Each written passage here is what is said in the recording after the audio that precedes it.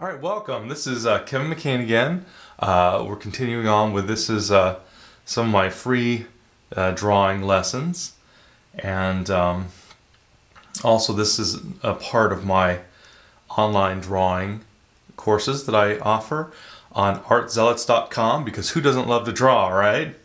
So we're going to explore drawing, and we're going to talk a little bit today about value. And again, like I said, I'm Kevin McCain. You can see my work on Kevin McCain Studios, and just check out what I do. But in terms of what we're talking about today, we're going to talk about value and how it relates to drawing. Value is really the keys to the kingdom, so to speak. If you can match values and get those value relationships correct, you can really get a nice feeling of depth and three-dimension, or what I like to call space, in your work. And this is just a quick little demonstration from one of my classes where we're talking about value, and everything here, you know, from the skin of the apple to the flesh of the apple to the darkness of this large wine bottle, to the light porcelain of this cup, they all have a subtly different value, and that's what really helps to give your depth.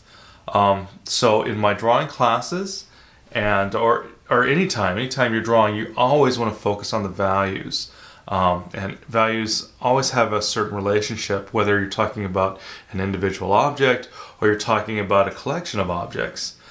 So we're going to look for where values sit on a value scale. And in my series, we're going to create a value scale that I'm going to offer for my free classes, but also for my drawing classes specifically. We always focus on value. It is the key to drawing, whether you're doing looser work like this, whether you're doing super detailed fine work or hyper realism.